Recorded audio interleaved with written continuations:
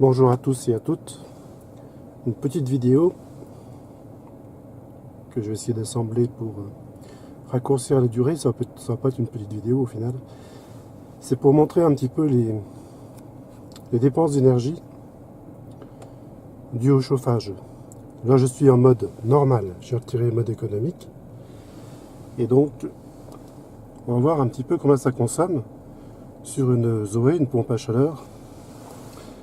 Donc, pour le savoir en temps réel, on va dans le menu. On peut savoir ici dans le flux. On appuie là-dessus. On voit dépenses d'énergie directement à l'accessoire, donc la pompe à chaleur. Ici, ça représente thermostat et autres réglages. Je reviens en arrière. Donc il fait 0 degré. Je viens de monter dans la voiture. Il fait combien là? 6 degrés. Menu. Véhicule. Véhicule électrique. Information sur la consommation. Voilà. Là, on va avoir la consommation, la dépense d'énergie et aussi l'énergie récupérée. Pour l'instant, je ne roule pas, donc il n'y a pas d'énergie récupérée. Je ferai une vidéo à l'arrivée, donc je vais faire une petite trentaine de kilomètres aller et une petite trentaine de kilomètres retour. À peu près ça.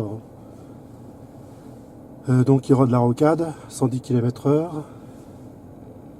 Et là, on voit que ça commence à monter un petit peu. La mise à jour, je ne sais plus en minutes, donc c'est à peu près toutes les minutes.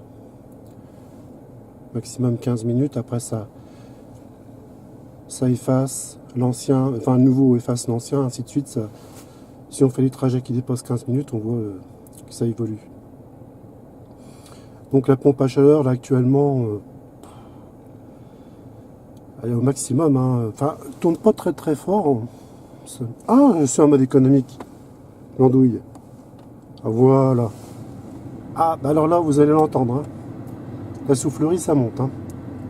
Ah mince alors, je suis tellement habitué au mode économique que je ne m'en étais même pas rendu compte.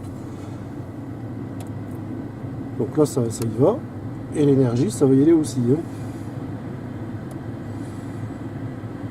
Voilà, ça fait des petites bases vertes. Ça indique pas encore la consommation dépensée, ça va être ici. Cette icône, ça représente un flocon de neige. Ça y est pas encore. Donc là, il fait 0 degré. C'est descendu à moins 7 degrés cette nuit, donc ça n'a pas dégelé. C'est toujours blanc par terre. Et demain, ils annoncent de neige. Beaucoup de neige ici. On peut pas dire que ce soit les hivers extraordinaires. Voilà, donc ça y va tranquillement, ça dépense de l'énergie. Je vais pouvoir rouler. Quand il fait froid comme ça, à 0 degré, je retire le mode économique en général. Je mets en mode normal pour avoir justement plus de chaleur. Et c'est impressionnant, la pompe à chaleur, ça produit soit du froid, soit du chaud.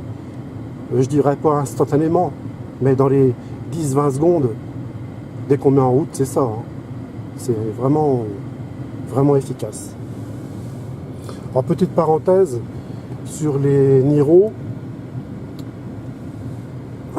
Les Niro, donc Hyundai, il n'y a pas de pompe à chaleur. C'est un système, je dirais pas à l'ancienne, parce que tout évolue, mais c'est un système différent. Et en fin de compte, il y a très peu de déperdition d'énergie par rapport à une pompe à chaleur, et ce serait peut-être plus efficace à l'usage. Donc ça, ce sont les premiers retours d'utilisateurs français qui ont la nouvelle Kona, parce qu'elle vient à peine de sortir. Niro, voilà, Niro, oui, pas la Kona. La Niro, de toute façon, c'est la même chose.